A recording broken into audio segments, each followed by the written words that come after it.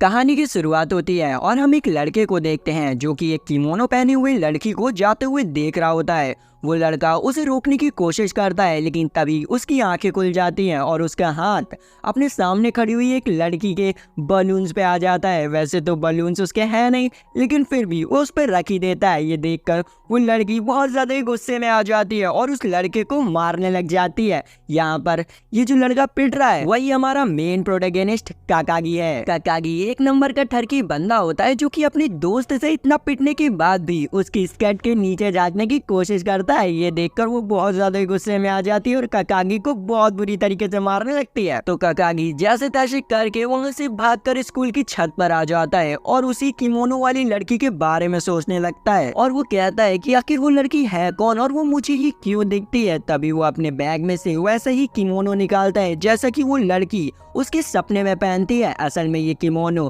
कागामी की मॉम की आखिरी निशानी है जिसे कि वो हमेशा अपने पास रखता है। कागामी अपनी मॉम को याद करता है और उसके बाद वापस से अपने घर के लिए निकल जाता है।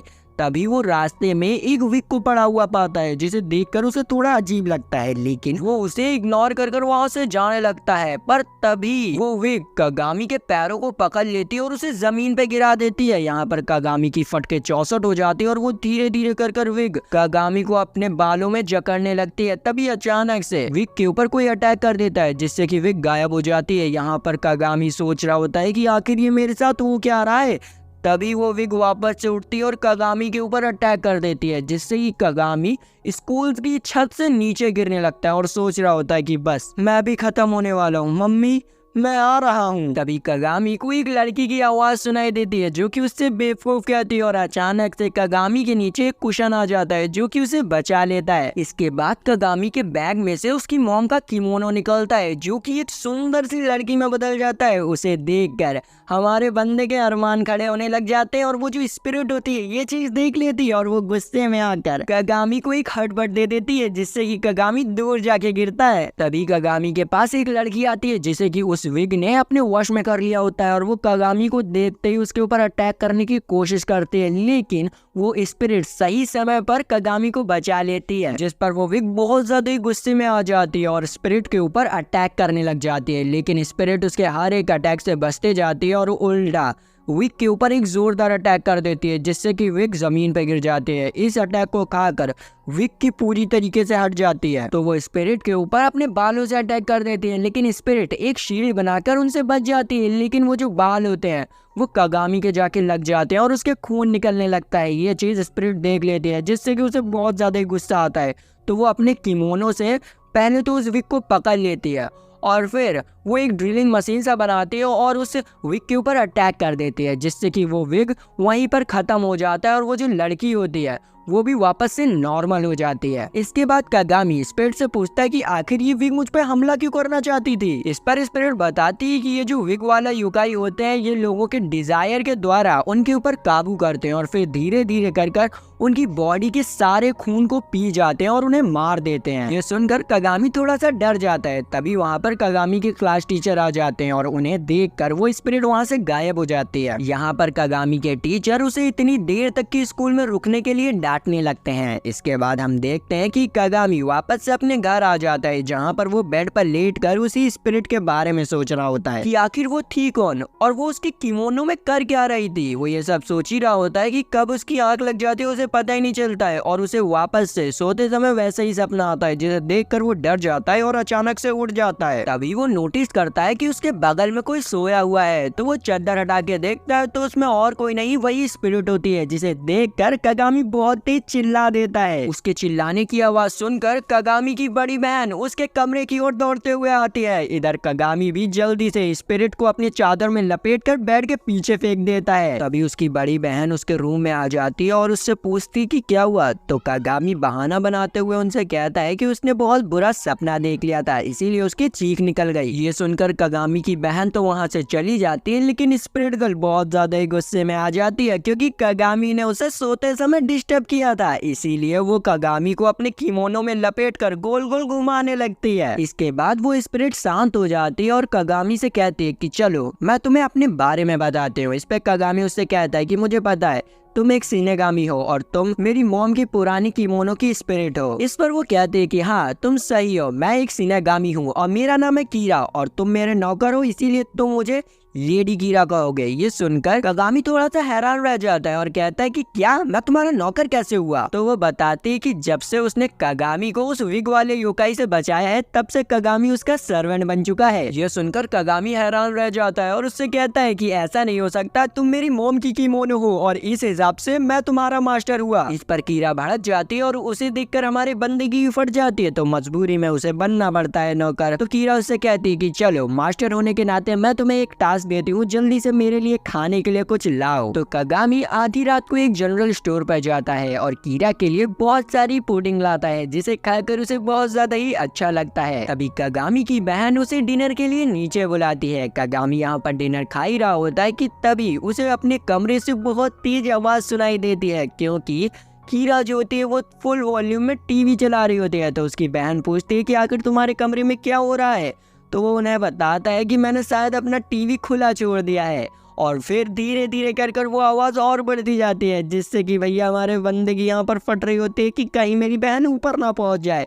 तो वो जल्दी से अपना खाना फिनिश करता है और कमरे में जाता है। जैसे ही वो अपने कमरे का डोर खोलता है तो वो देखता है कि उसके कमरे की तो बैंड बज रखी है, हर जगह गंदगी हो रखी है। पर वो नोटिस करता है कि कीरा अब उसके रूम में नहीं है, तो उसे लगता है कि कीरा वहां से जा चुकी है। तो वो आराम से नहाने के लिए चला जाता है। जैसे ही वो अपने बाथरूम में एंटर होता है तो वो देखता है कि कीरा उसके बाथरूम में होती है और वो नहा रही होती है। वहां पर कीरा भी उसे बिना कपड़ों के देख लेती है और शर्माते हुए अपने किमोनो से उसे पकड़ कर मारने लग जाती है। इस पर हमारा बंदा लिटरली उससे कहता है कि मैंने कुछ नहीं देखा, मुझे नहीं पता तुम्हारे कितने बड़े हैं, और फिर वो वहां से जाने लगता है।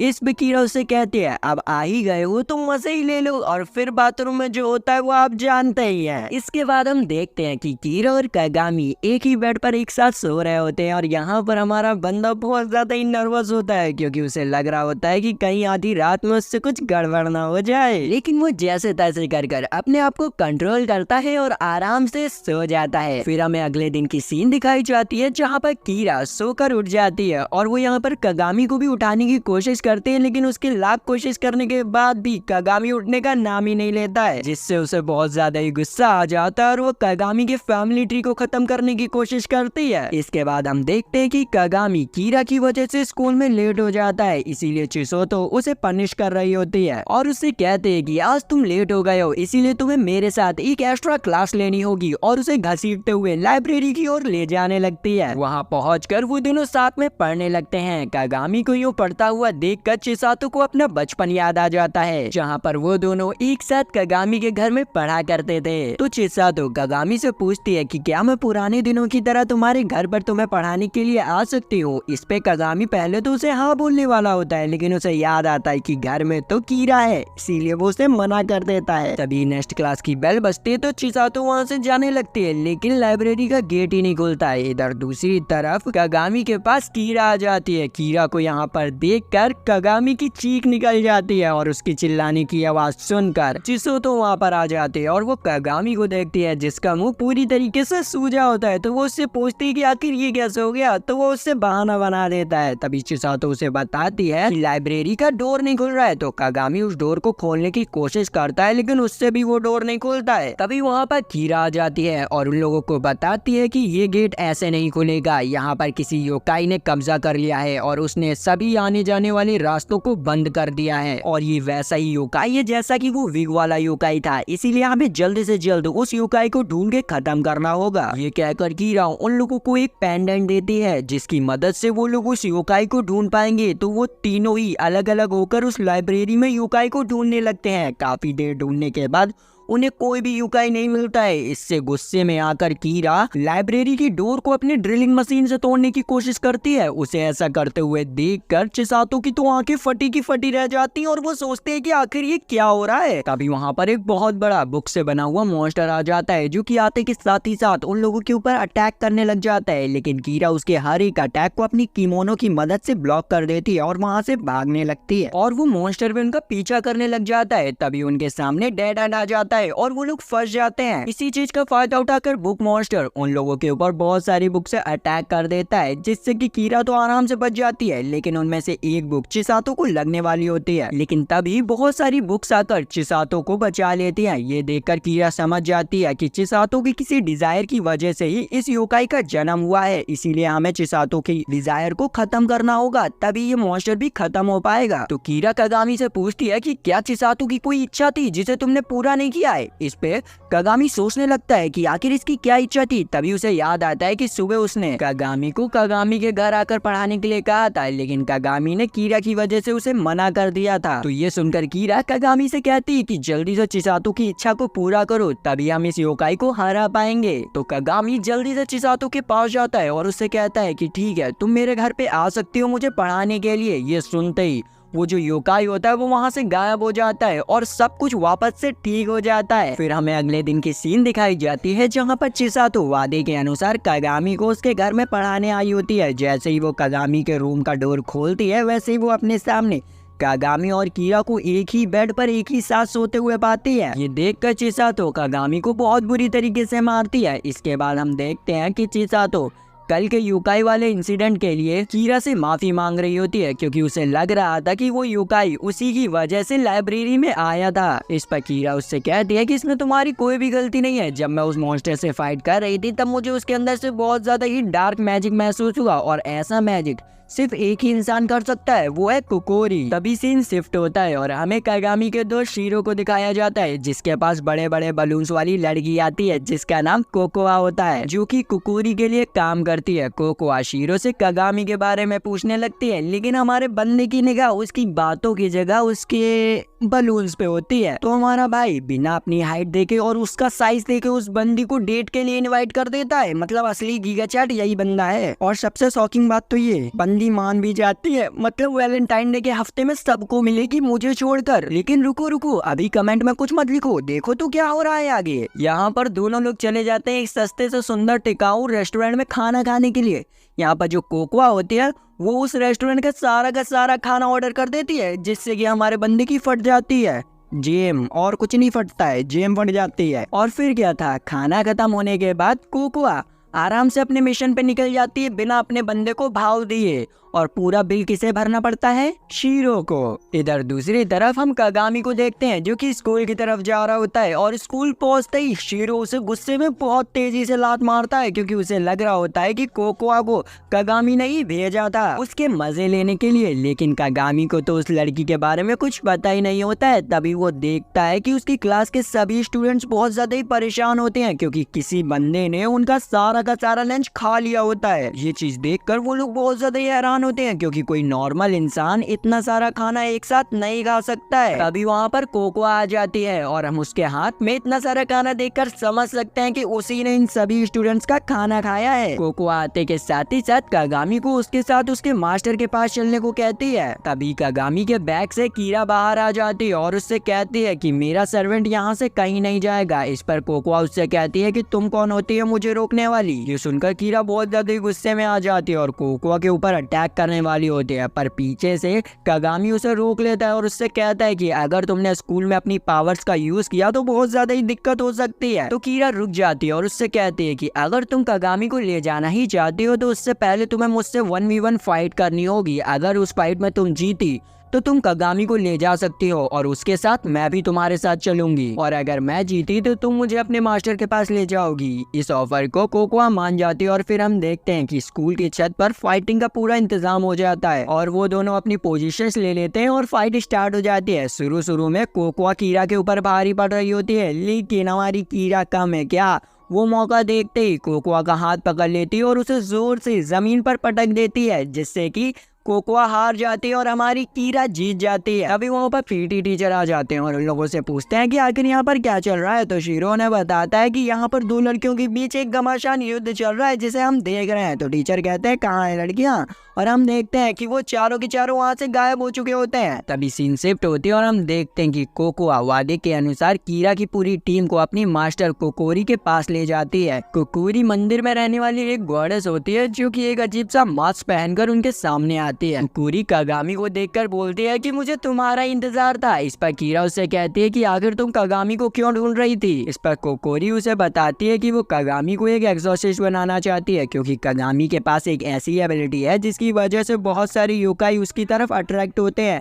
और अगर कागामी इस एबिलिटी का यूज सही तरीके से करना सीख गया तो वो उनके बहुत ज्यादा ही काम आएगा। पर इस पर कीरा मना कर देती है और वो कहती है कि तुम ऐसे कागामी का यूज नहीं कर सकती हो, जिस पे वो कहती है कि मैं करूंगी, अगर हिम्मत है तो मुझे रोक के दिखाओ। ये कहकर वो वाटर मैजिक से कीरा के ऊपर अटैक कर देती है, पर कीरा अपने किमोनो की मदद से उसे कैंसिल आउट कर देती है और कागामी को उठा के वहां से भागने की कोशिश करती है, लेकिन वो कोकोरी के लगाए हुए एक बैरियर से टकरा जाती है और नीचे गिरने लगती है। लेकिन जैसे तैसे कर वो अपने आप को संभालती है और वापस से कोकोरी के ऊपर अटैक करने की कोशिश करती है, पर इस अटैक से कोकोरी आराम से बच जाती है और वो डायरेक्ट कीरा के पीछे आती है और उसके ऊपर एक जोरदार हमला कर देती है, जिससे कीरा की बहुत बुरी हालत हो जाती है। फिर भी कीरा हिम्मत कर कागामी को बचाने के लिए अपने दो पैरों पे खड़ी हो जाती है। ये देखकर कुकुरी कीरा के ऊपर अपने सबसे ताकतवर मैजिक का यूज करती है, जो होता है वाटर इम्पैक्ट। इसमें बहुत बड़ा सा वाटर बॉल कीरा के ऊपर गिर जाता है, लेकिन कीरा अपनी बची हुई पावर से